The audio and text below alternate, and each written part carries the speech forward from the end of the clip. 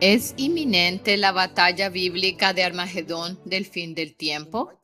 En el video de hoy examinamos esta pregunta porque una declaración reciente de Donald Trump en su plataforma Verdad Social ha captado la atención del mundo y podría haber cumplido una dramática profecía bíblica. Si es así, nos hemos acercado mucho al fin de la historia de la Tierra y por tanto al inminente regreso de nuestro esposo. En nuestro último video, El esposo viene, parte 3, incluimos todo lo que pudimos prever hasta finales de abril de 2026.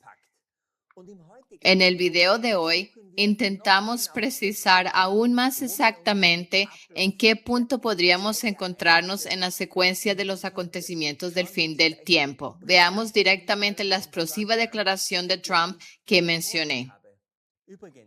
Por cierto, quien se pregunte por qué tengo puesta una gorra que dice coeficiente intelectual bajo, por favor vaya a esa diapositiva del último video para entender el contexto.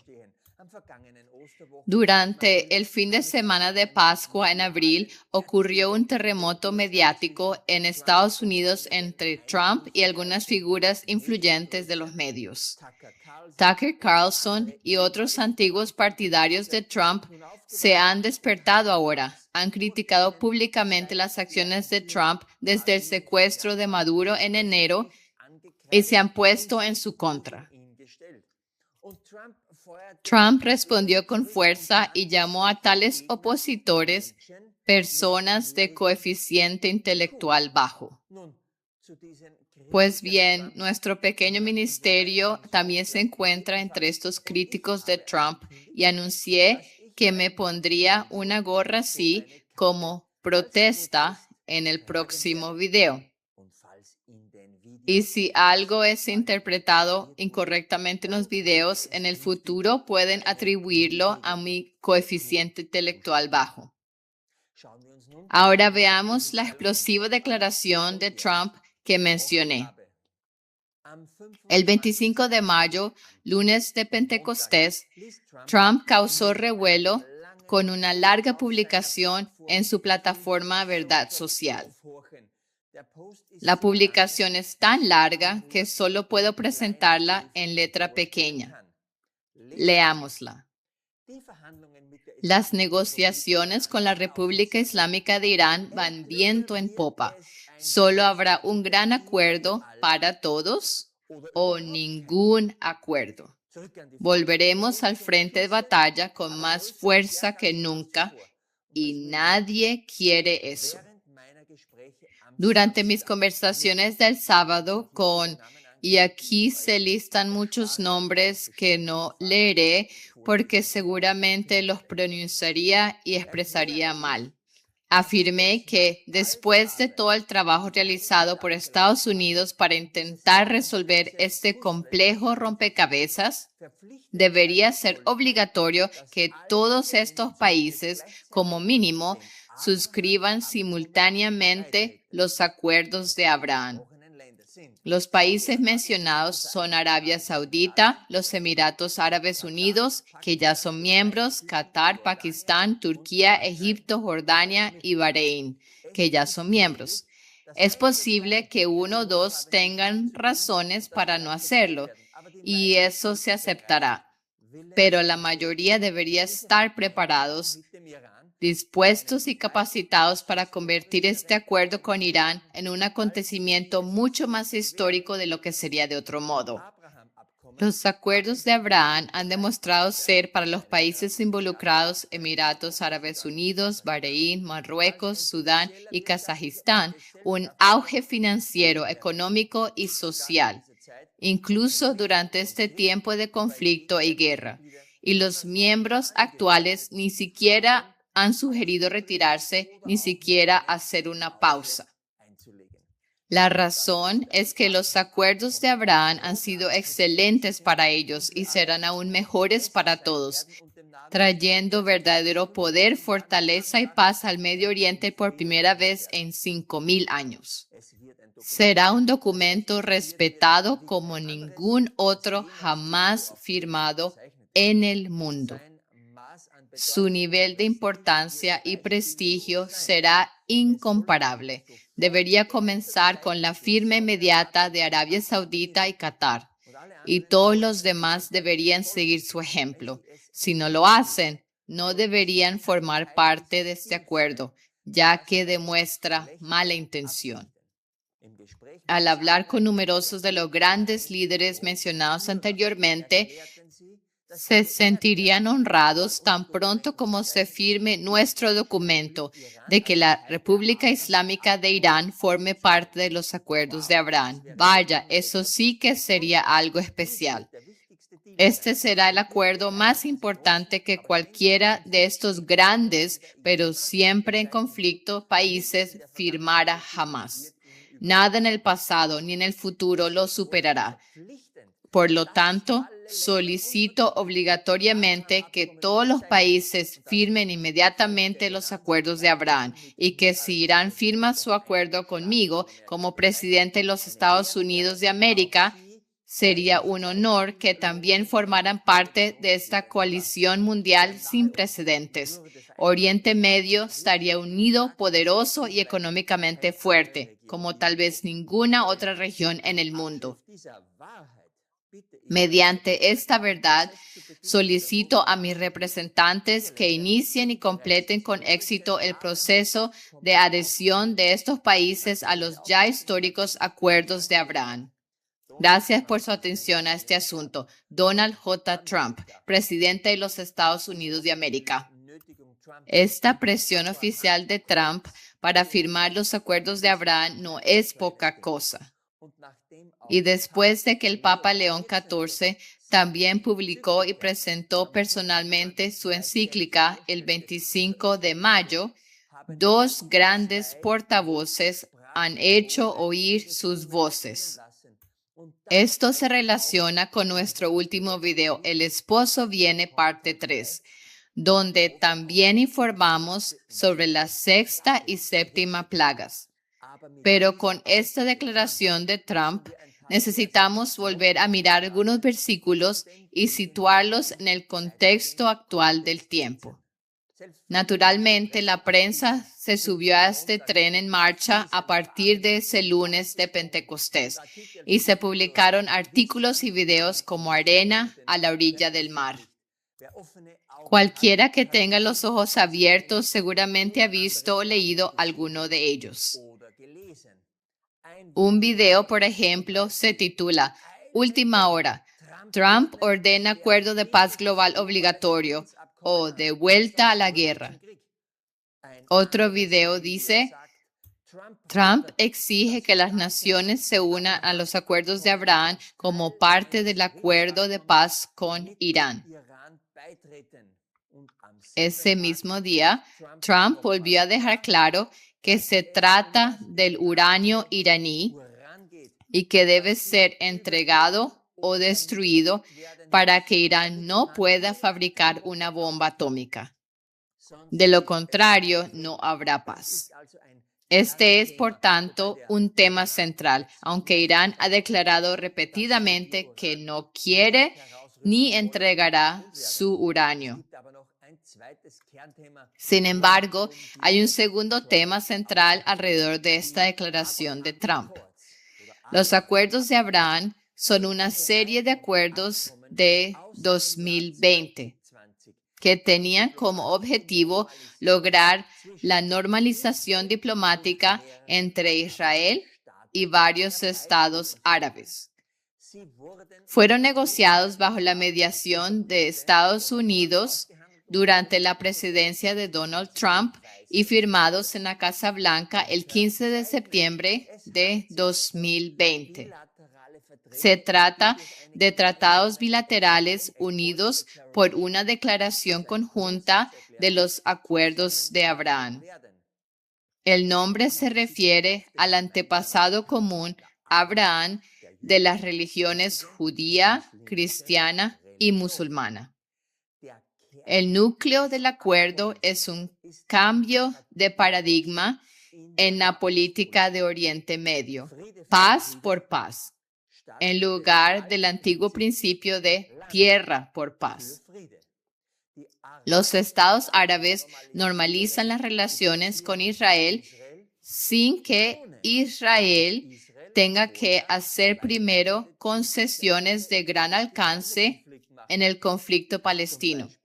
Por ejemplo, sin un Estado palestino como condición previa.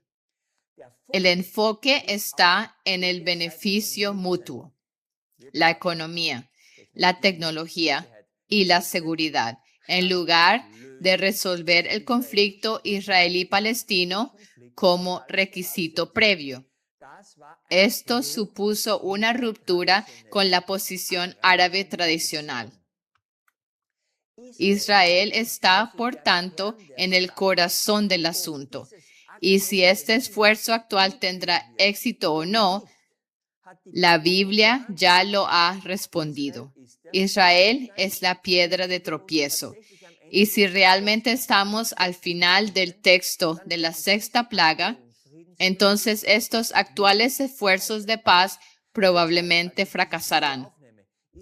En el momento que grabo este video, no tengo conocimiento de que ninguno de los países instados haya firmado ya los acuerdos de Abraham. E Israel está actualmente bombardeando Líbano con mayor intensidad, lo que ha hecho que Trump se vuelva bastante agresivo hacia Netanyahu. No se olviden tampoco que como señal simbólica de estos tratados, en 2023 se inauguró la Casa de la Familia Abrahámica, una casa para cada religión.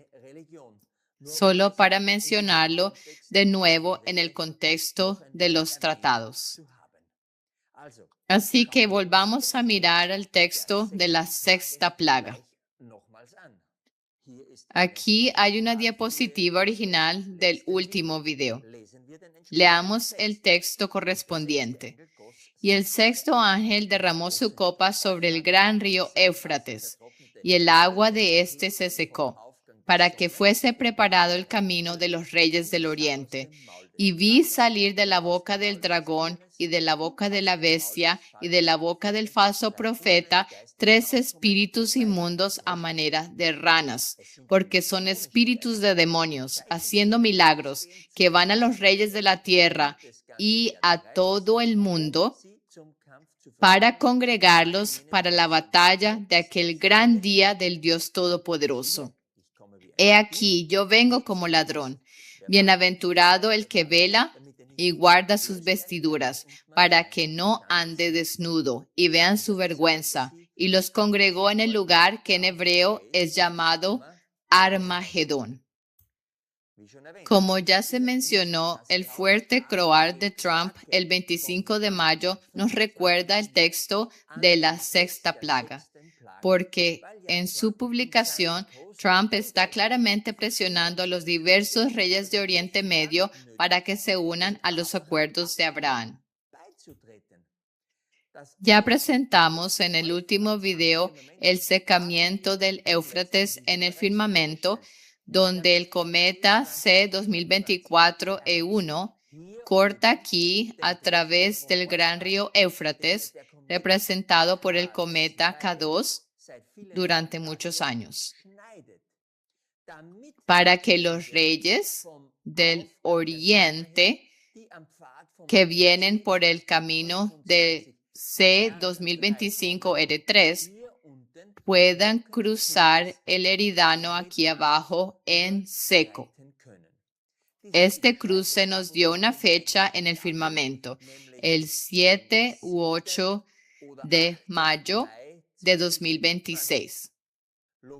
Lógicamente, en el último video intentamos encajar las partes restantes de los versículos relevantes y otros acontecimientos del fin del tiempo en el corto marco de tiempo en el que los dos cometas actores estaban en Orión e indicarían el levantamiento de Miguel hasta el 13 o 14 de mayo.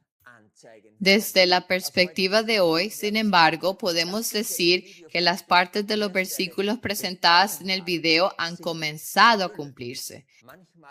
A veces metemos en un marco de tiempo demasiado corto los acontecimientos que necesitan más tiempo para desarrollarse, aunque es comprensible cuando se mira el sufrimiento, la muerte, el hambre acechante y el fuego en diversas zonas. Entonces no se desea nada más que Miguel finalmente se levante y acabe con toda la injusticia. Pero ahora vemos en las noticias mundiales que tal vez todavía no habíamos entrado en la séptima plaga, sino que estábamos solo al final de la sexta plaga. Y hoy aprenderemos cuándo el texto de la séptima plaga ha comenzado realmente a cumplirse.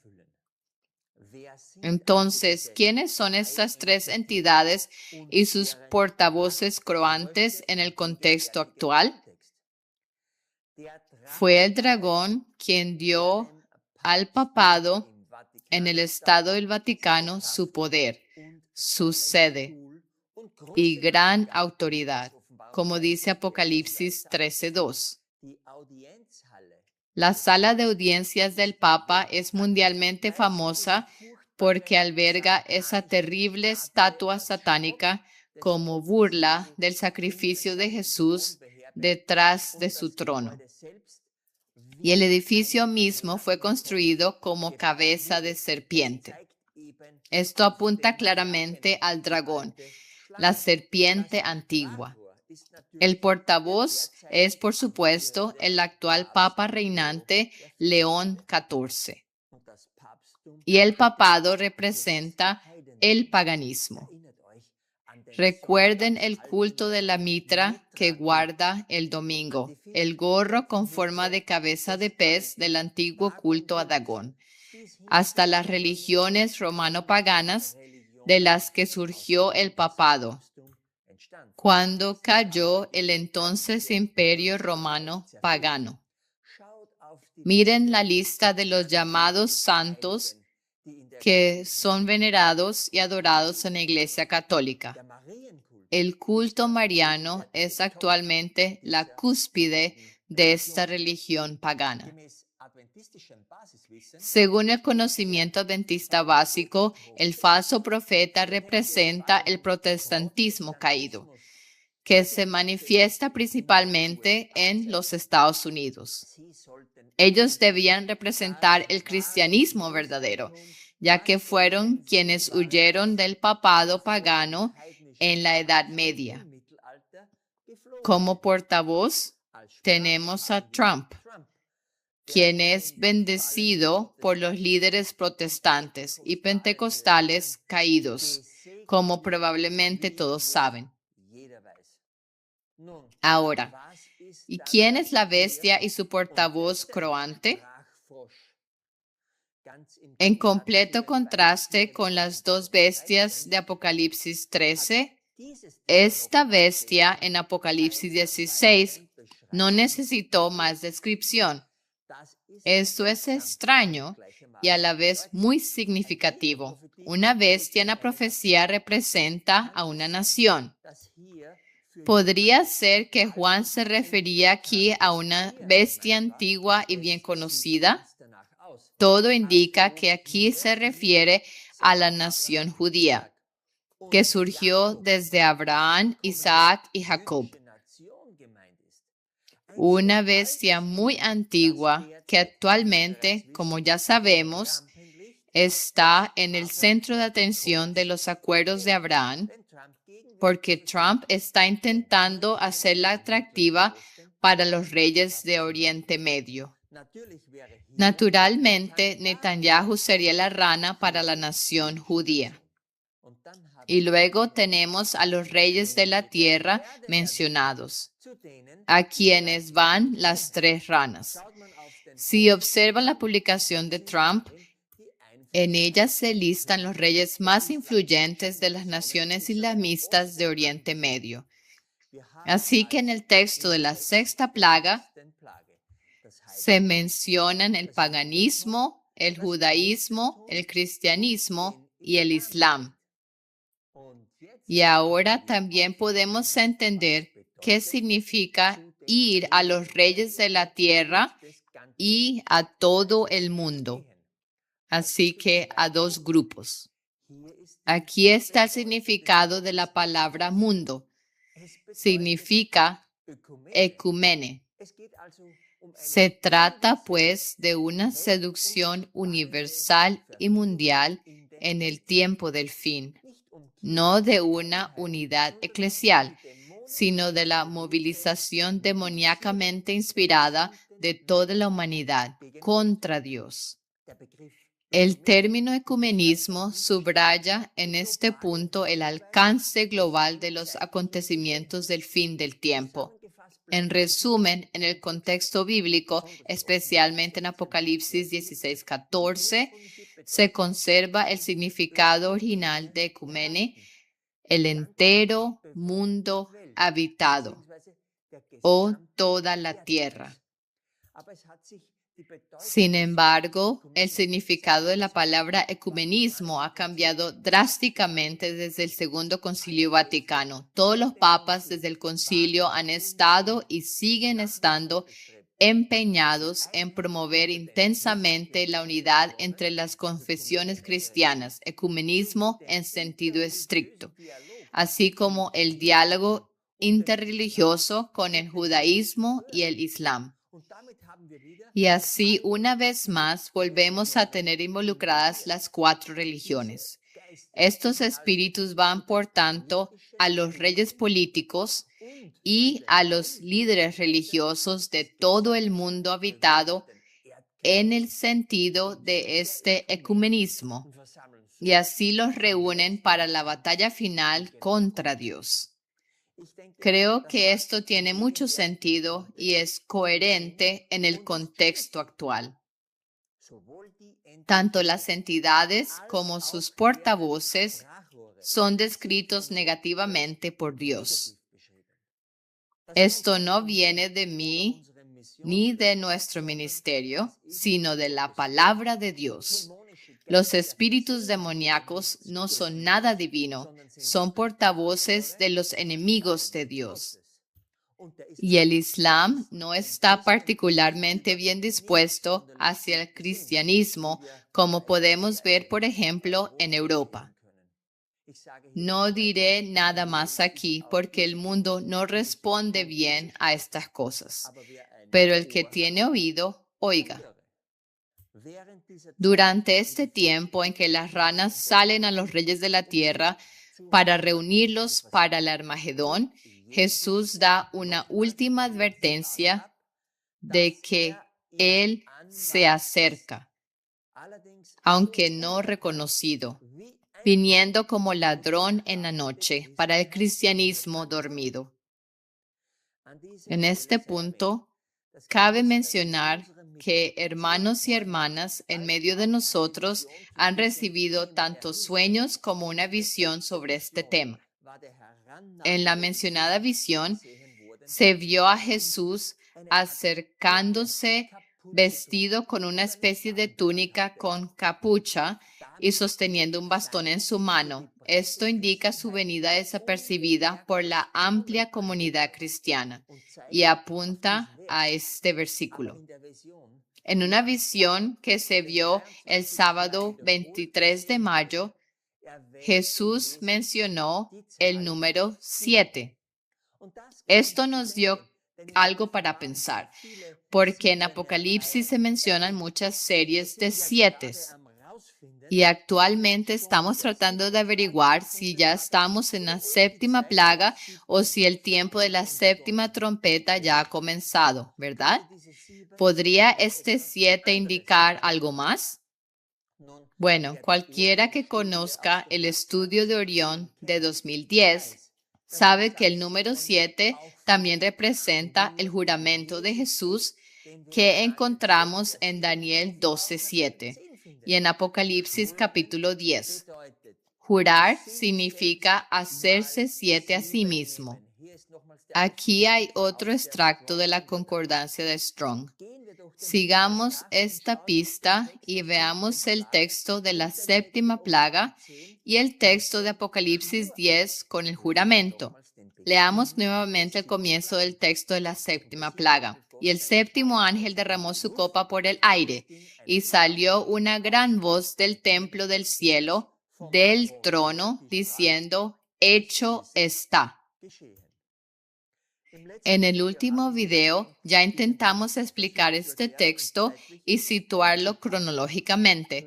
Está claro que el aire representa nuestra densa atmósfera que necesitamos para respirar, pero que también es el reino de Satanás y los demonios, como dice Efesios 2:2. Ya hemos reconocido que este debe ser el gran y último combate entre Jesús y sus huestes contra Satanás y sus seguidores. Pero para situarlo cronológicamente, debemos volver a mirar hacia arriba. Debemos encontrar algo llamativo que represente la gran voz del templo, y la voz también debe provenir del trono. En el contexto actual, ya debería estar claro qué ha sucedido. Dios está observando los acontecimientos en la tierra y ve cómo las tres ranas están reuniendo a los reyes de la tierra para la guerra. Y así Dios también decide algo con consecuencias de gran alcance para esta tierra. Pronto veremos qué podría ser. ¿Dónde está actualmente el sol para la gran voz? Lo encontramos en la constelación de Tauro, que generalmente representa el altar de los holocaustos en el atrio exterior, delante del cual Orión ministra como Jesús como el sumo sacerdote. Eso ya encaja muy bien, porque la gran voz debe provenir del templo. ¿A quién le da el sol la gran voz? Es notable que precisamente en el sábado mencionado, del 22 al 23 de mayo, al que se refiere la visión, ocurrió una conjunción de Urano y el Sol. ¿Qué representa Urano? En el artículo El Notario Celestial ya reconocimos en 2017 que la órbita de 84 años de Urano representa el latido del corazón de Dios a largo plazo. Lean esa sección del artículo y vean el video. Sin embargo, en 2017 apenas habíamos comenzado a entender el Mazzaroth y los actores que operan allí. Desde la rebelión de Lucifer, este actor celestial, Urano, ha desempeñado un papel extremadamente notable y desde entonces ha mostrado el amor abnegado y perseverante de Dios Padre. Pero hoy veremos que la deidad dice, hecho está.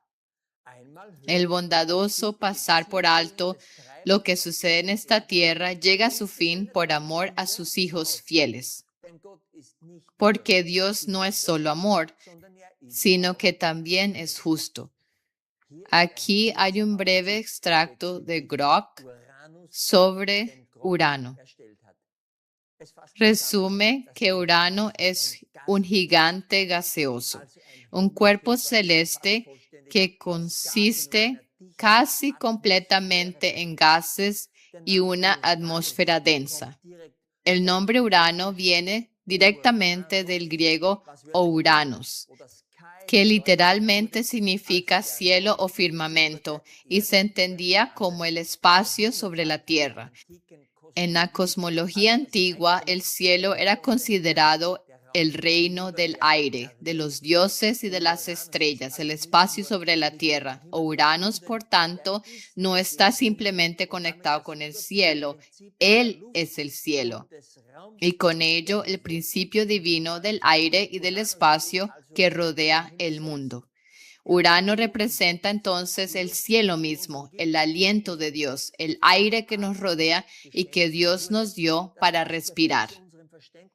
Esto encaja perfectamente con nuestra comprensión de a quién representa Urano. Ahora también podemos entender que el Sol muy probablemente le dio a Urano la gran voz en el sábado mencionado y habló fuerte y claro: hecho está. Por el momento no podemos avanzar más en el texto de la séptima plaga, pero vemos que a continuación deben ocurrir voces, truenos, relámpagos y el mayor terremoto de todos los tiempos. Si esta interpretación es correcta. Como se dijo, estos son símbolos en Apocalipsis y veremos qué serán en la realidad. Sin embargo, lo que hasta ahora hemos podido descubrir como acontecimientos que coinciden es notable. Por favor, vean este video si aún no se han enterado de los acontecimientos recientes. Aquí hay un breve resumen. El 28 de mayo, un poderoso trueno sónico sacudió Carolina del Sur y se escuchó en todo el sureste de Estados Unidos. Su causa aún se desconoce. Solo 2 días después, el 30 de mayo, otra explosión sónica, esta vez provocada por un meteorito, sacudió la zona de Boston. Luego, el 1 de junio, una bola de fuego de larga duración cruzó los cielos de Michigan, visible desde varios estados. Estos 3 acontecimientos que se produjeron en rápida sucesión coinciden con la descripción bíblica de lo que debe presenciarse durante la séptima plaga, después de la declaración hecho está. Es llamativo que los 2 primeros eventos estén asociados con el sonido y un estruendo, como voces y truenos, mientras que el tercero se caracteriza por una luz brillante, como relámpagos. El título del video da en el clavo. Esto es una advertencia para Estados Unidos. En efecto, es una advertencia para todos los fieles de Dios. Salgan de Babilonia rápidamente para no recibir sus plagas. Como dije antes, las cosas presentadas en el último video han comenzado y se están volviendo cada vez más evidentes. Como se mencionó, este mayor de todos los terremotos descrito a continuación en el texto aún está por ocurrir, pero probablemente no tardará mucho en llegar. Veremos si será un terremoto físico o si se refiere a la tierra profética, Estados Unidos o a otra cosa. En cualquier caso, manténganse vigilantes y observen los acontecimientos mundiales. También debemos examinar qué es exactamente lo que fue hecho, para lo cual ya tenemos una pista, ya que Urano se relaciona con Dios Padre, con su latido y con el tiempo. El texto bíblico menciona otro detalle. La voz no solo proviene del templo, sino también del trono. Y eso es más que interesante. Necesitamos encontrar un trono alrededor del 22 al 23 de mayo en el que Urano esté sentado con el Sol. Quizás ya hayan visto esta imagen en nuestra página web, que algunos de nosotros usamos como foto de perfil. También la usé en la última diapositiva del video anterior.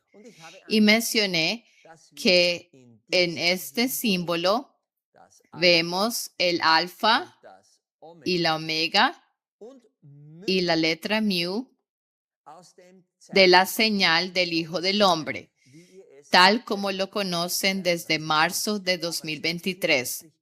Pero 2 cometas adicionales bien conocidos, C 2026A1 y C 2025R3, completan la señal y cumplen este versículo de Apocalipsis 19.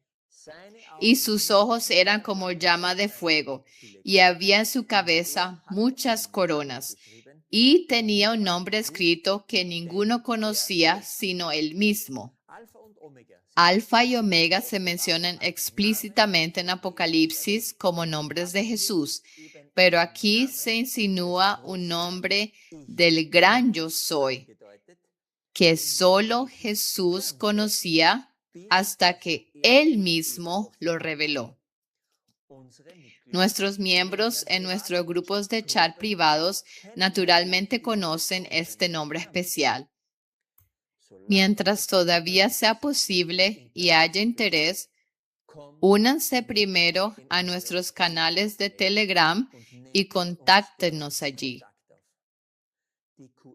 Los códigos QR los encuentran como siempre en la pantalla final de este video.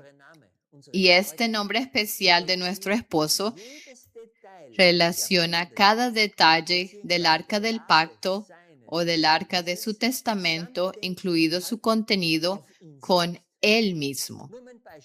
Solo para dar un ejemplo, la vasija llena de maná en el arca. El maná era el pan del cielo. Y Jesús mismo dice, yo soy el pan de vida. Y así el arca y su contenido siempre se relacionan con Jesús. Y eso nos llevó naturalmente a un versículo en el texto de la séptima trompeta. Leámoslo. Y el templo de Dios fue abierto en el cielo, y el arca de su testamento fue vista en su templo. Y fueron hechos relámpagos y voces y truenos y terremotos y grande granizo. ¿Acaso no acabamos de escuchar a Urano hablar desde el templo, desde el trono? Y aquí leemos sobre el templo abierto y que el arca de su testamento es vista en el templo. Es bien sabido que el arca del testamento y especialmente el propiciatorio del arca era el trono de Dios en el lugar santísimo, donde el sumo sacerdote entraba una vez al año en el día de la expiación. Así reconocemos que toda esta señal, que es el arca de su testamento, es el trono. Y justo en el centro está Urano, el latido del Padre.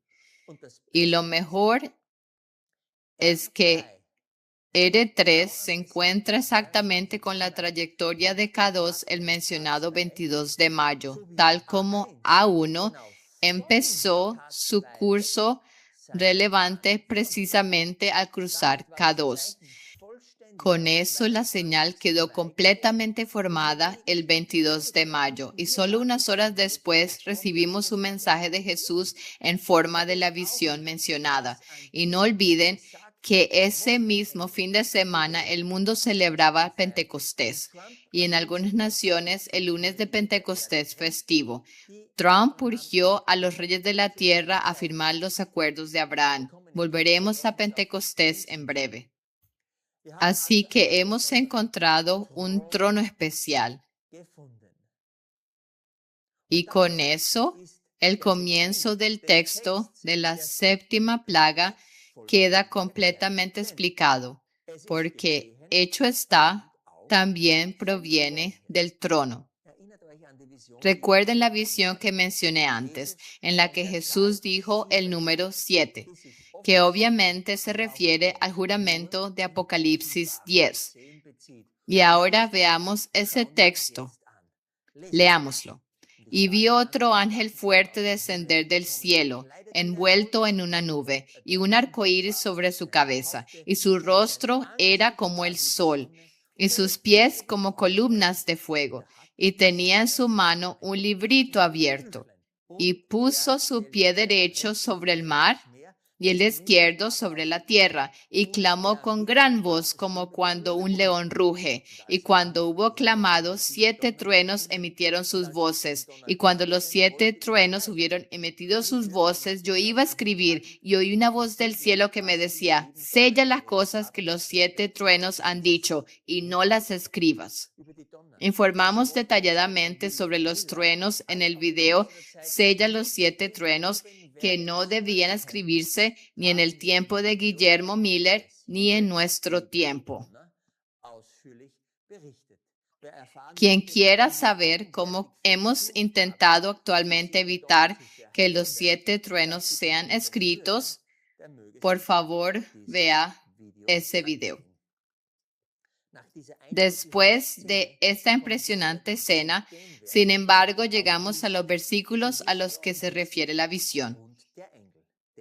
Y el ángel que vi en pie sobre el mar y sobre la tierra, levantó su mano al cielo y juró por el que vive para siempre jamás, que creó el cielo y las cosas que están en él, y la tierra y las cosas que están en ella, y el mar y las cosas que están en él, que el tiempo no sería más. ¿Quién es el que vive para siempre jamás? Es el anciano de días, como se dice en Daniel 7. Es Dios mismo.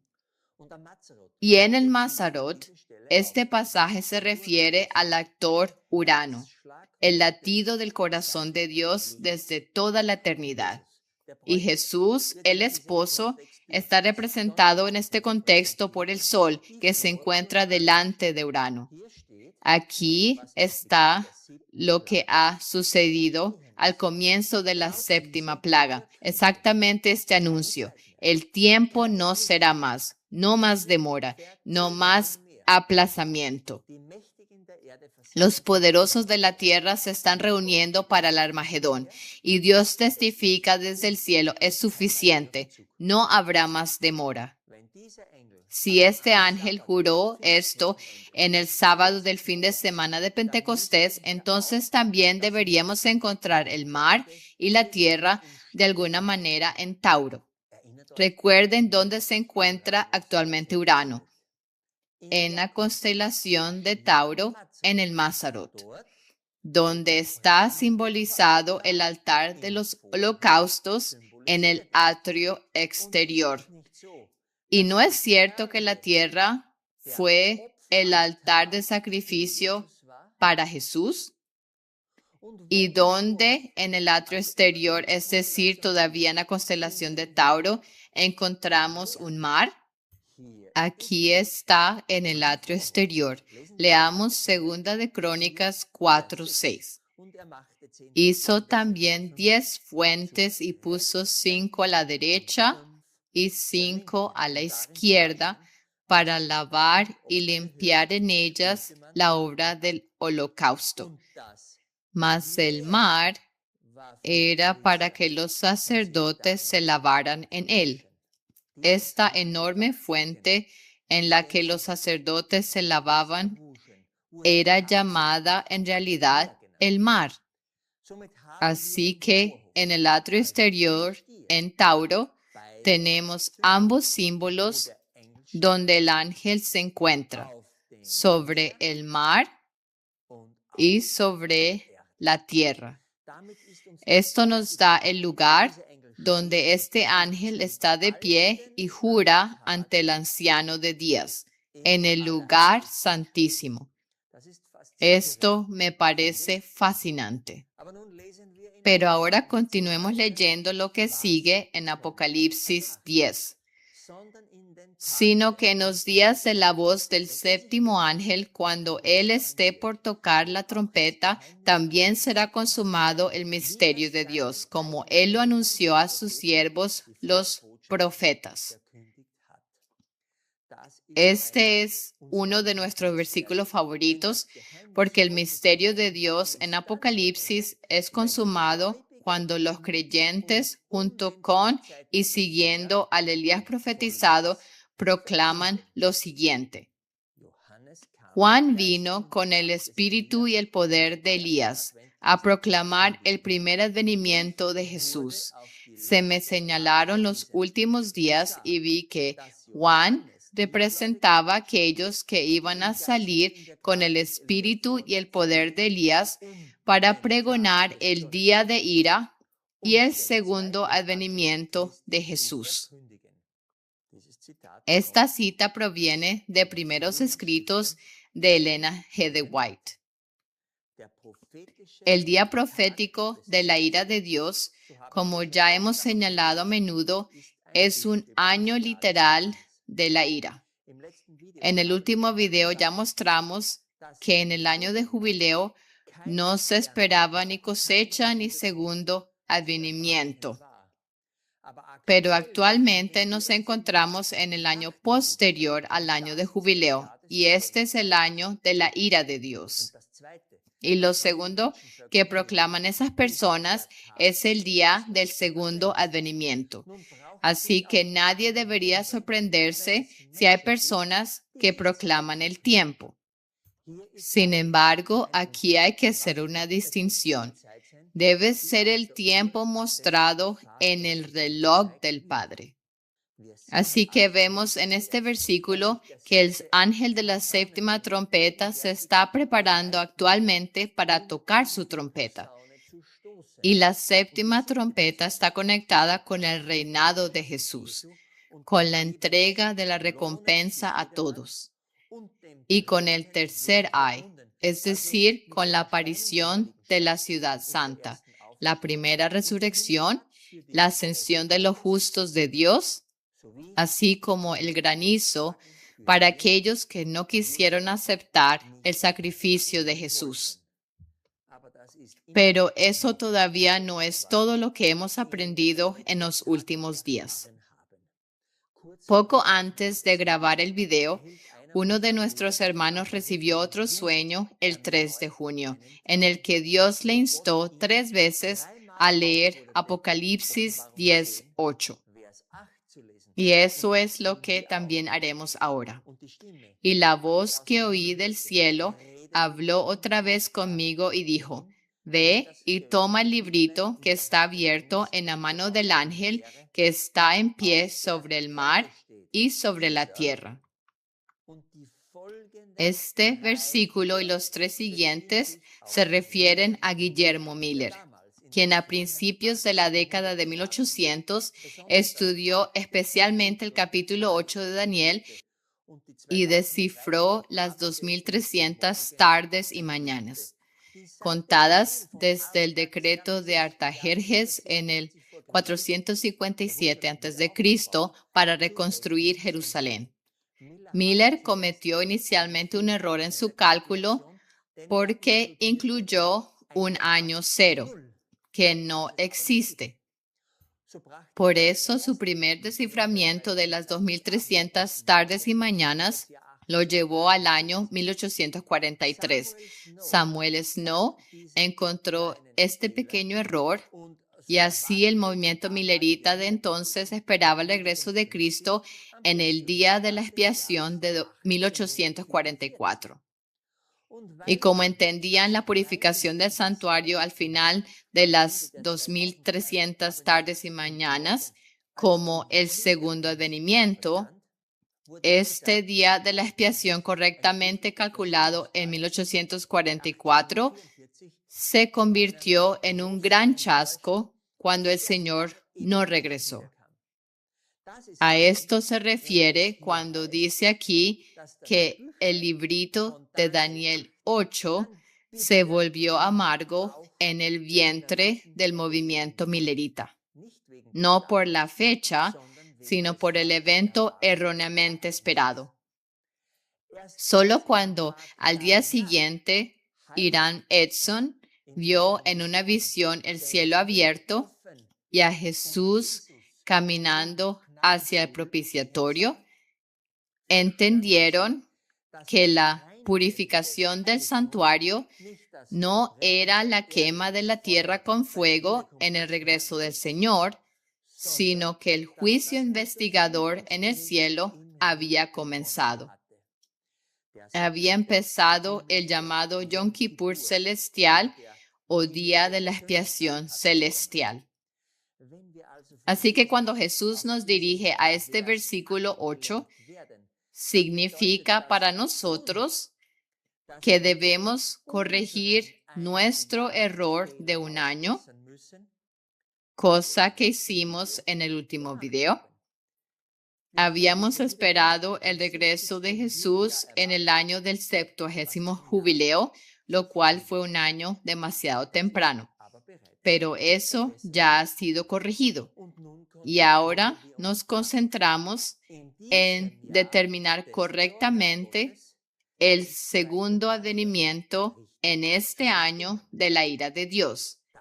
Esa es la tarea actual, para que nuestro librito, es decir, Apocalipsis, no se vuelva amargo en nuestro vientre. Por lo tanto, hemos reconocido que estamos al comienzo del texto de la séptima plaga. Leamos lo que Elena G. de White escribe sobre el tiempo de la séptima plaga. La séptima plaga. Necesitamos estudiar el derramamiento de la séptima copa. Los poderes del mal no abandonarán el conflicto sin luchar.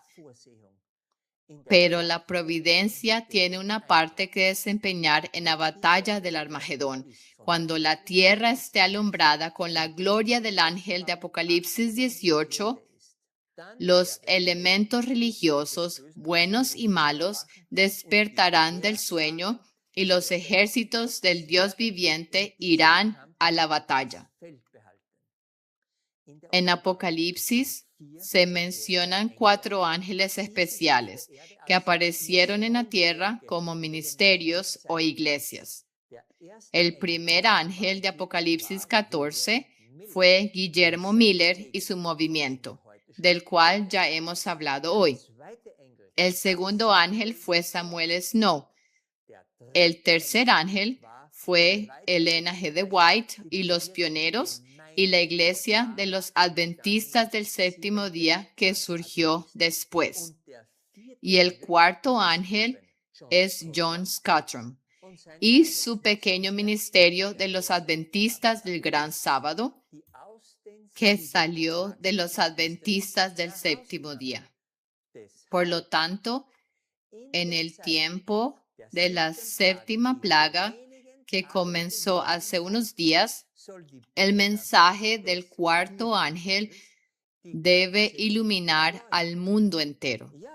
Sí, porque proclamamos el día de la ira de Dios y el día del segundo advenimiento, descifrando el misterio de Apocalipsis con la astronomía bíblica. Y como sabemos lo que viene, también nos hemos preparado técnicamente lo mejor que podemos para este tiempo de persecución. Se verá qué luz estará disponible en el mundo en el tiempo venidero.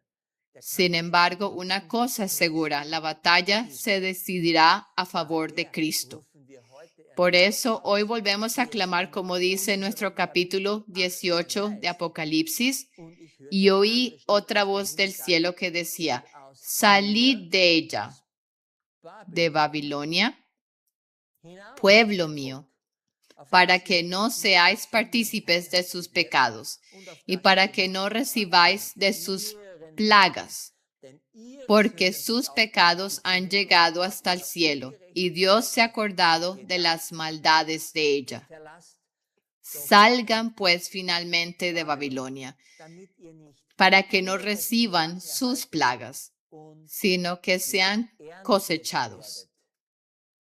Acepten el consejo que Jesús dio a Sardis y a la Odisea. Los entendidos de Sardis deben finalmente permitir conocer el tiempo de la visitación. Y los humildes de la Odisea deben finalmente comprar oro, vestiduras blancas y colirio de Jesús, para que con ojos santificados puedan mirar hacia arriba, hacia donde se acerca la redención. En el juramento que leímos antes, el ángel se encuentra sobre el mar y sobre la tierra. A partir de esto podemos decir que Miguel en Daniel 12:1 debe haberse levantado, muy probablemente el sábado 23 de mayo, cuando nuestro hermano tuvo la mencionada visión, indicando con ello el tiempo no será más. Y en aquel tiempo se levantará Miguel, el gran príncipe que está por los hijos de tu pueblo, y será tiempo de angustia cual nunca fue, después que hubo gente hasta entonces. Esto significa que ha comenzado el tiempo de tribulación, en el que Jesús visitará la tierra con sus armas, como se describe en Ezequiel 14:21. Espada, hambre, fieras y pestilencia. Solo miren las guerras y las columnas de fuego que se levantan en Ucrania e Irán.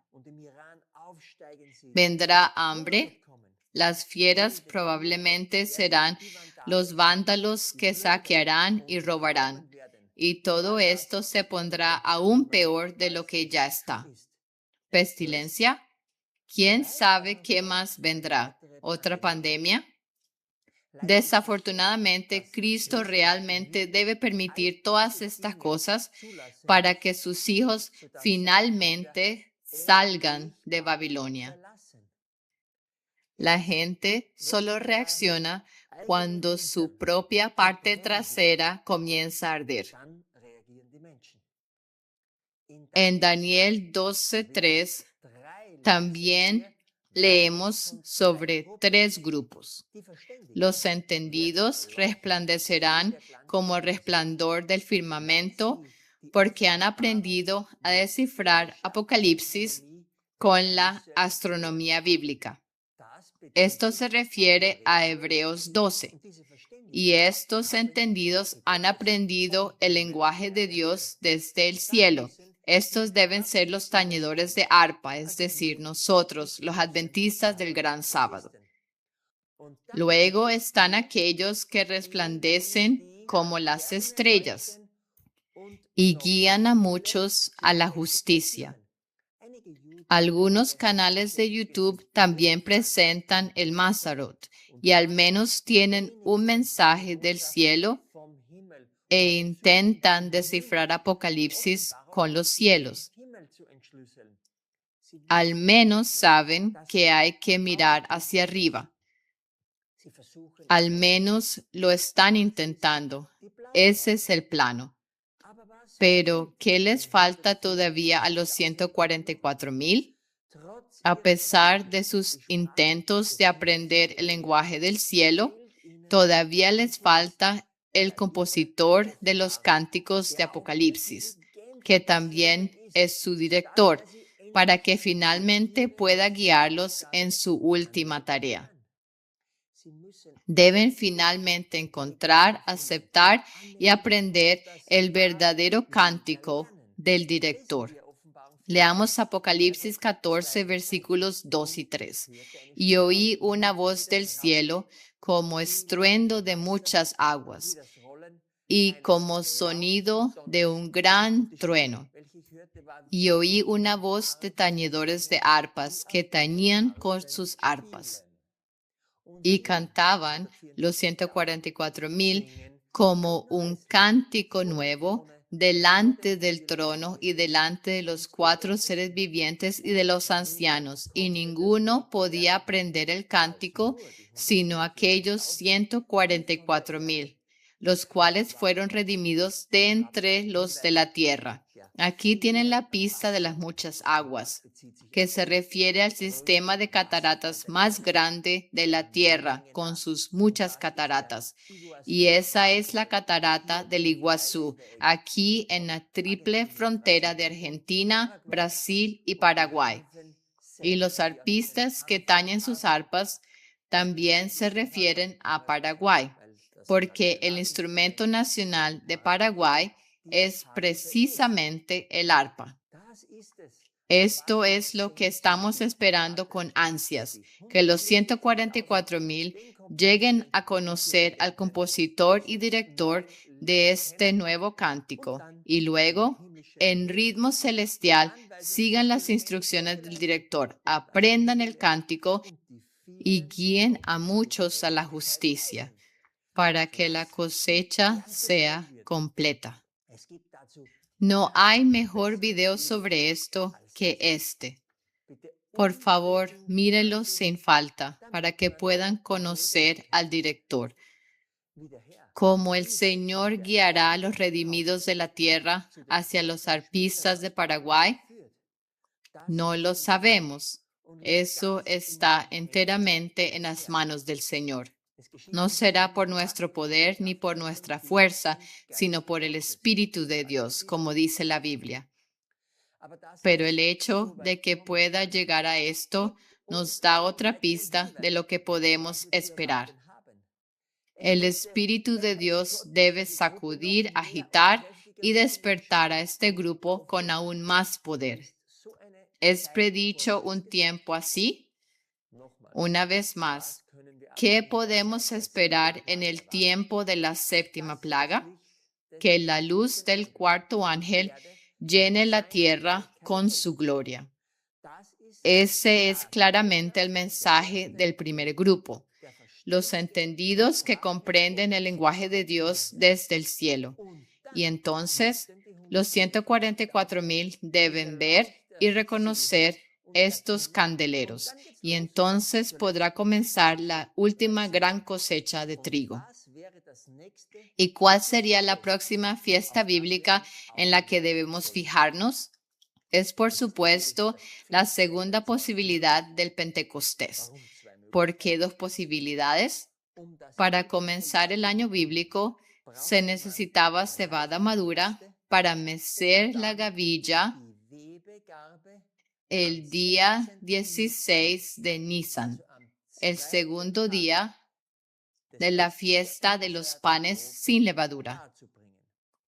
Si al final del 12º mes, alrededor del equinoccio de primavera, no había cebada madura o no era suficiente, se añadía un mes 13º. Por eso ha habido y todavía hay dos posibilidades para observar las fiestas. Todo esto se puede leer en la serie de artículos Luna Llena en Getsemaní, una serie excelente para aprender sobre el verdadero calendario de Dios y las 5 reglas clave. La primera posibilidad para comienzo del año inició con el avistamiento de la primera luna creciente el día del equinoccio de primavera o después de él. Eso fue en la noche del 20 de marzo de 2026.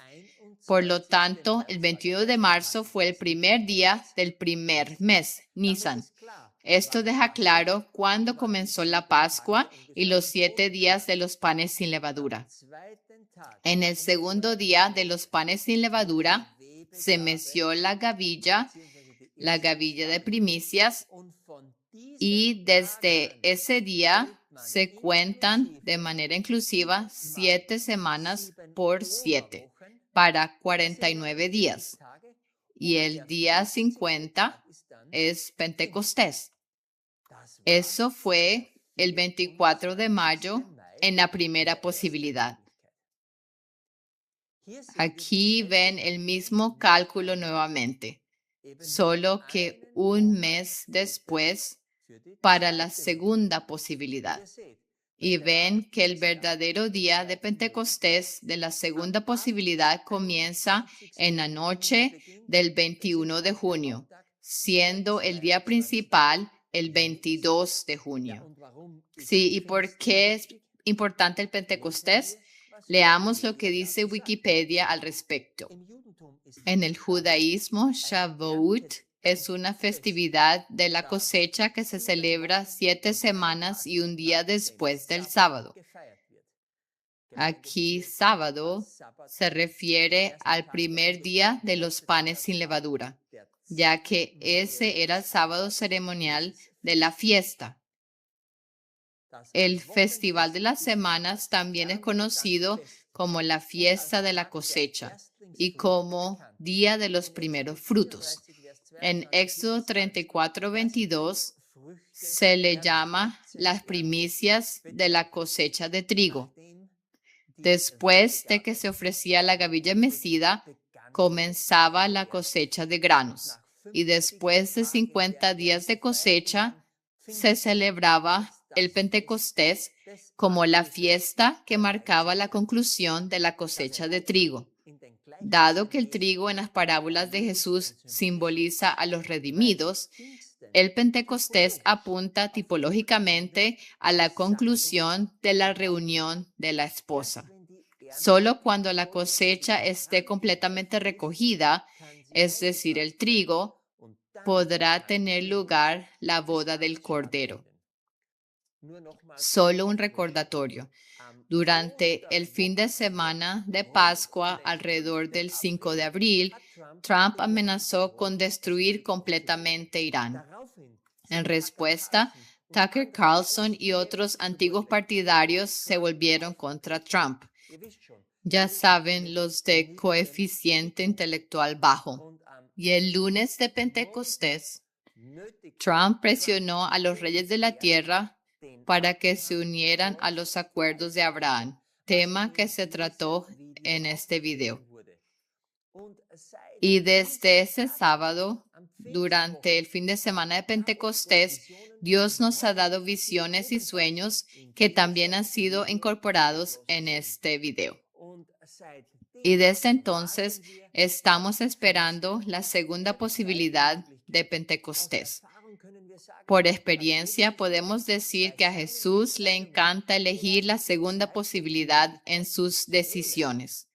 Por lo tanto, desde nuestra comprensión y perspectiva actual, solo podemos decir que los días alrededor del solsticio de verano y especialmente la segunda posibilidad para el Pentecostés son una indicación clave ¿para qué?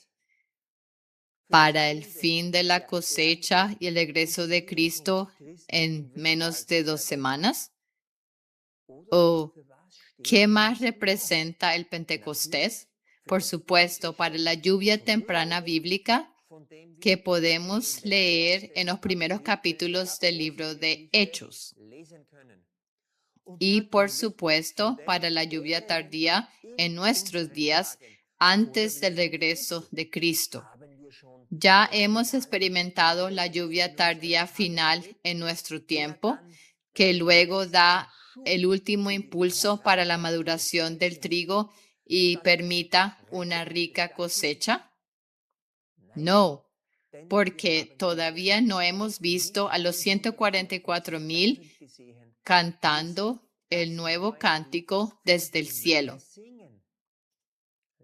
Leamos un poco sobre lo que podemos esperar en la segunda posibilidad de Pentecostés. Entonces también sabremos si estamos preparados para ello y qué podemos hacer todavía hasta entonces. En el libro Palabras de Vida del Gran Maestro dice: la obra del Espíritu se asemeja a la lluvia y hará descender sobre vosotros lluvia temprana y tardía. En el oriente, la lluvia temprana cae en el tiempo de la siembra. Es necesaria para que la semilla germine. Gracias a la influencia de estas lluvias fertilizantes, aparecen los tiernos brotes. La lluvia tardía, que cae hacia el fin de la temporada, madura el grano y lo prepara para la siega. El Señor emplea estos fenómenos naturales para ilustrar la obra del Espíritu Santo. Así como el rocío y la lluvia caen al principio para que la semilla germine y luego para que la cosecha madure, se da el Espíritu Santo para que lleve a cabo a través de sus etapas el proceso del crecimiento espiritual. La maduración del grano representa la terminación de la obra de la gracia de Dios en el alma. Mediante el poder del Espíritu Santo se ha de perfeccionar en el carácter la imagen moral de Dios. Debemos ser totalmente transformados a la semejanza de Cristo. La lluvia tardía que madura la cosecha de la tierra representa la gracia espiritual que prepara la iglesia para la venida del Hijo del Hombre. Pero a menos que haya caído la lluvia temprana, no habrá vida. La hoja verde no aparecerá, a menos que los primeros aguaceros hayan hecho su obra. La lluvia tardía no podrá perfeccionar ninguna semilla. En otro lugar continúa.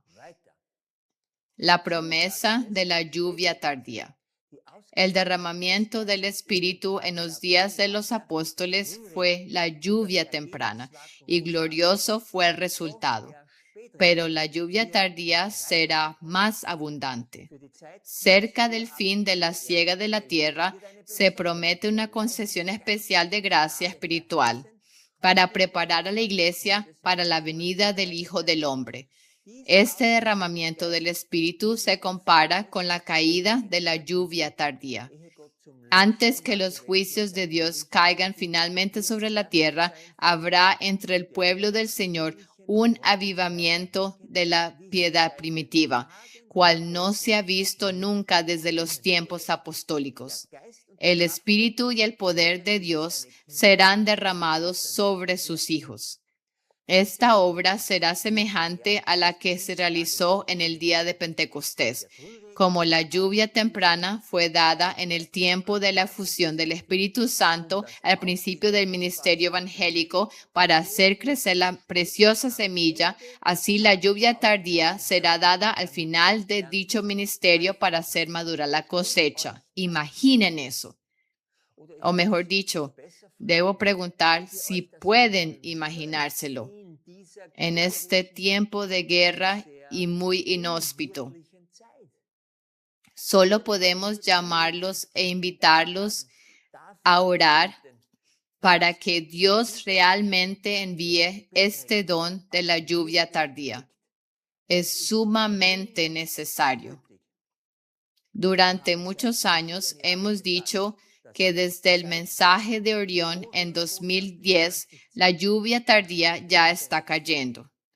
Sí, podemos testificar de eso y en los últimos 16 años hemos recibido una inmensa cantidad de luz. Pero esa luz aún no ha salido al mundo. Todavía no vemos que los 144,000 hayan aprendido este nuevo cántico todavía. Eso fue, por así decirlo, la lluvia tardía para nosotros, los arpistas. Pero ahora el mundo debe enterarse de ello. Y de esta gran lluvia tardía mundial es de lo que estamos hablando ahora. Allí se describe lo que podemos esperar, el fuerte clamor. En este texto aprenderán exactamente lo que podemos esperar en el tiempo venidero. Vi ángeles que apresuradamente iban y venían de uno a otro lado del cielo, bajaban a la tierra y volvían a subir al cielo, como si se prepararan para cumplir algún notable acontecimiento. Después vi otro ángel poderoso, al que se le ordenó que bajase a la tierra y uniese su voz a la del tercer ángel, para dar fuerza y vigor a su mensaje. Ese ángel recibió gran poder y gloria, y al descender dejó toda la tierra iluminada con su gloria. Este es el ángel descrito en Apocalipsis 18. La luz que rodeaba a este ángel penetraba por doquiera, mientras clamaba con fuerte voz: ha caído la gran Babilonia, y se ha hecho habitación de demonios, y guarida de todo espíritu inmundo, y albergue de toda ave inmunda y aborrecible. Aquí se repite el mensaje de la caída de Babilonia, tal como lo dio el segundo ángel, con la mención adicional de las corrupciones introducidas en las iglesias desde 1844. El segundo ángel fue Samuel Snow, ya hemos hablado de él.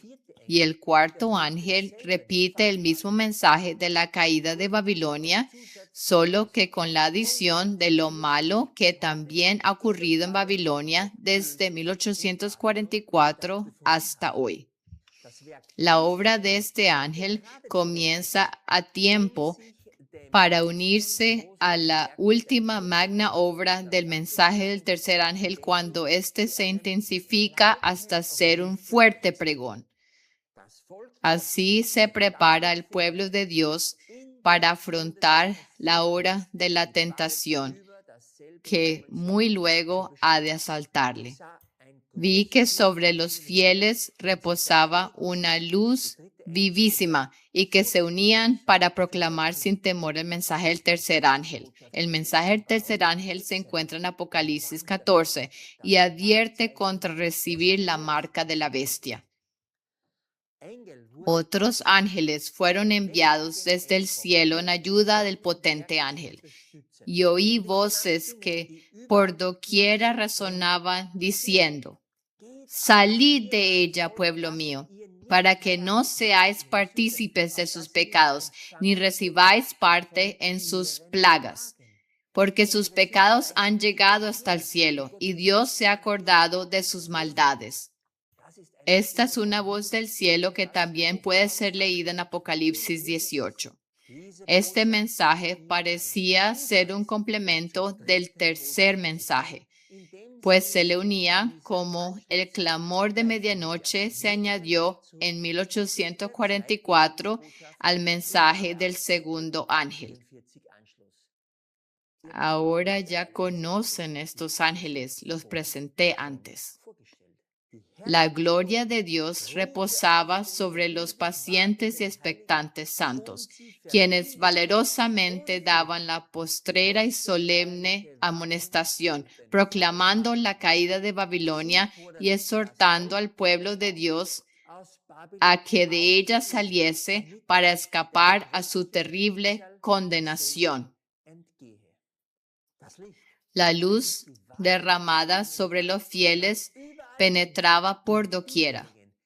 Los que en las iglesias tenían alguna luz y no habían oído ni rechazado los tres mensajes, obedecieron la exhortación y abandonaron las iglesias caídas.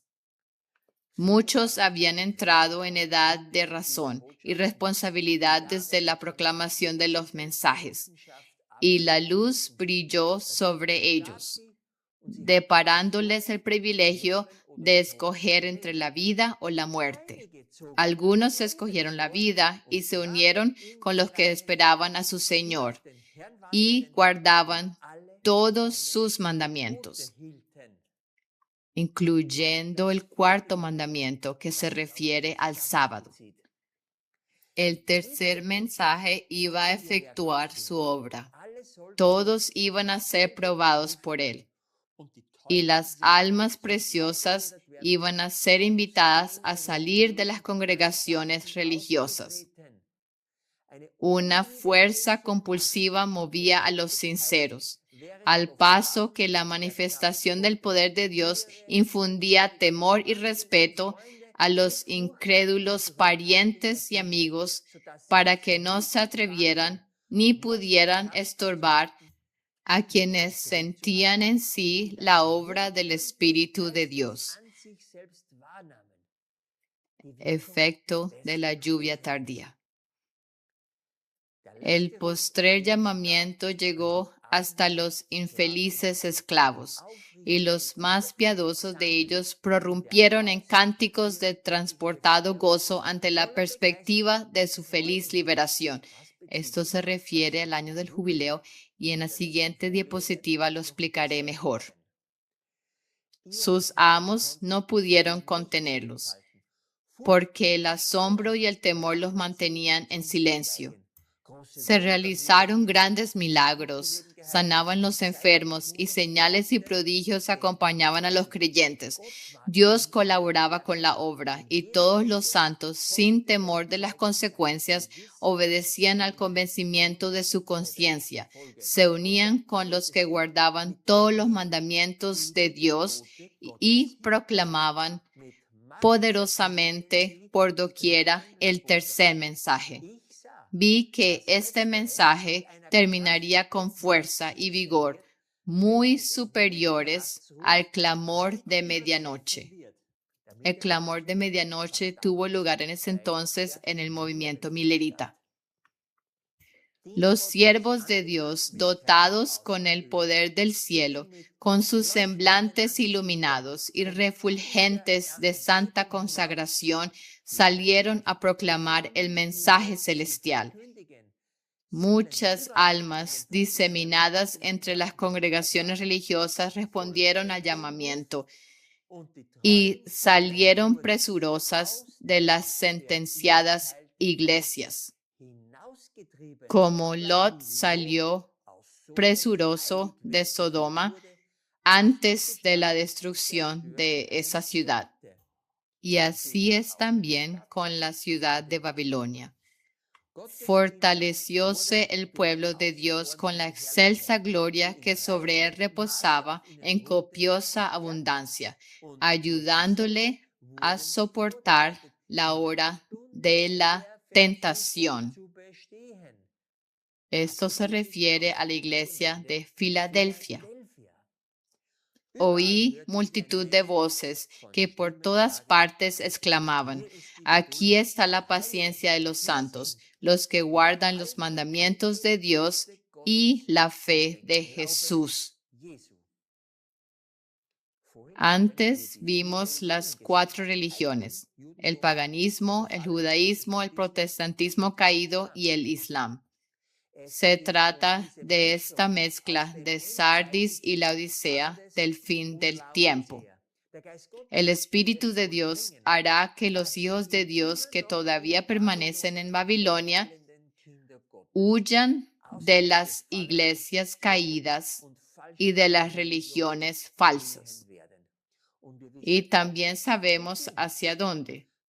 Hacia aquellos que resplandecen como el firmamento y tienen un mensaje genuino y verdadero del cielo, es decir, hacia los arpistas y la iglesia del tiempo del fin de Filadelfia. También ven que se trata de la aceptación o rechazo de la marca de la bestia y de guardar todos los mandamientos. Este es el tema central del llamado del tercer ángel y se refiere al 4º mandamiento, en el que se destaca el sábado del 7º día. Esa fue y es la señal de Dios por la cual Él reconoce a sus hijos. Y la marca de la bestia es la adoración en el primer día de la semana, el domingo. Aquí está descrita la unión del tercer y el 4º ángel en el fuerte clamor, tal como se anunció en la cita. El tercer ángel advierte.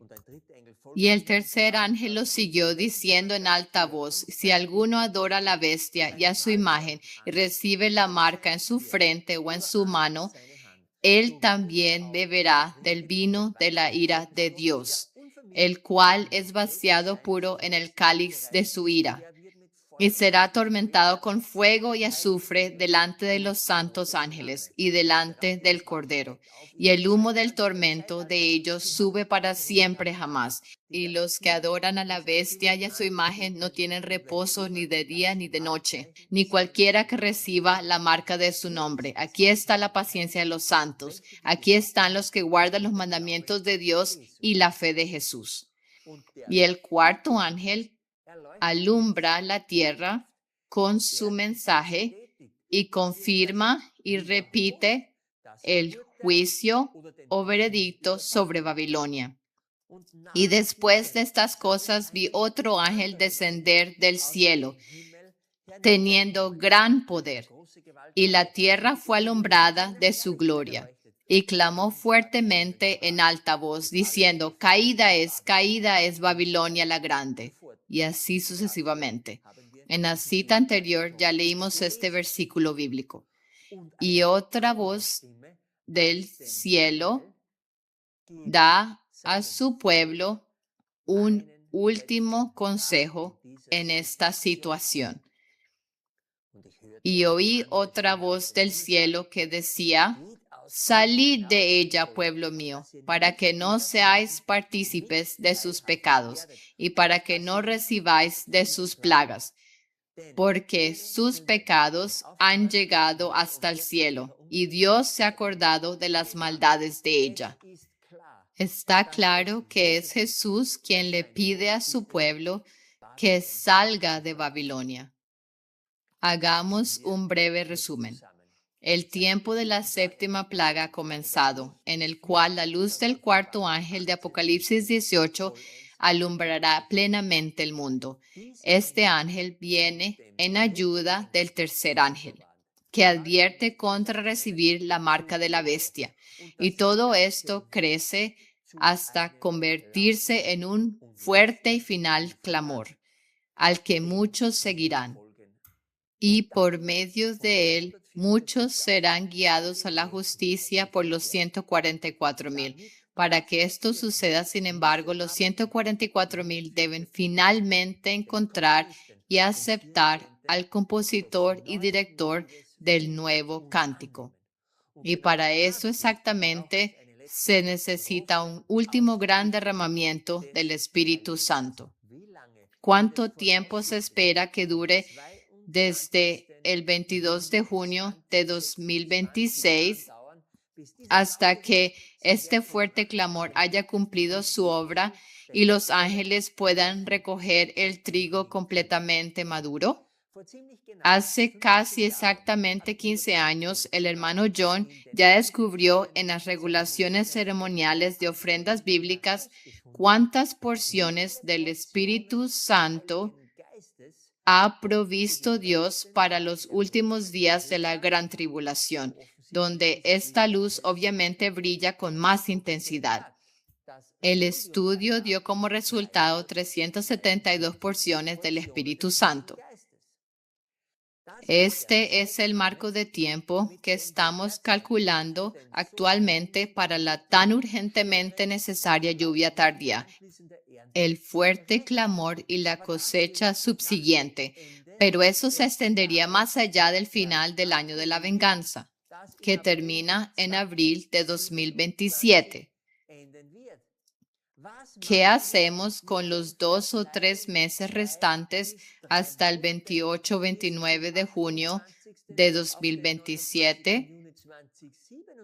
Cuando se agoten estas 372 porciones del Espíritu Santo, ¿de dónde obtenemos apoyo bíblico para interpretar de esta manera el tiempo que tenemos por delante?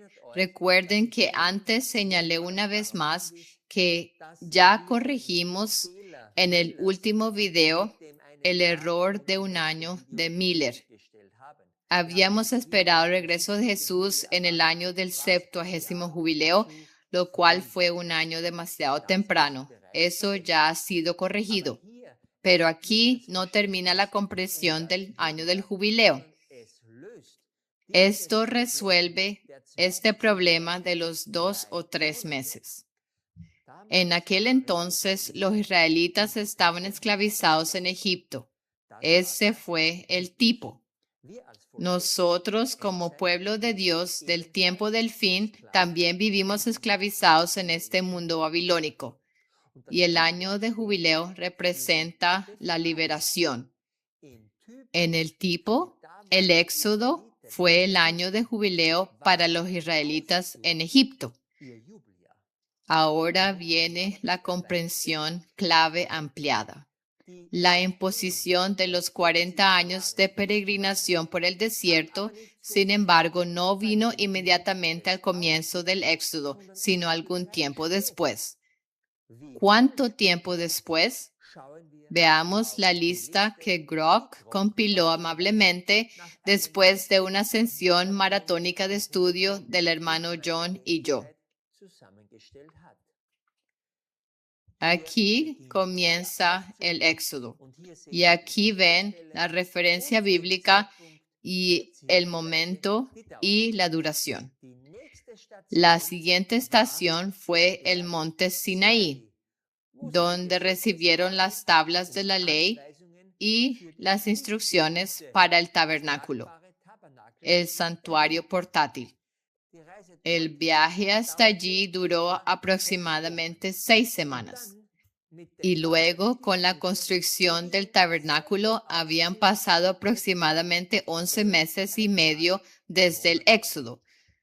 Aquí en la imagen ven la travesía que acabamos de mencionar. Después de eso, los israelitas se dirigieron a Cades Barnea. De aquí hasta aquí, donde luego enviaron a los 12 espías a la tierra por 40 días. Aquí está la ruta de los espías, una vez hacia Canaán y otra vez de regreso a Cades Barnea. Luego dieron su informe en el que solo Josué y Caleb animaron al pueblo.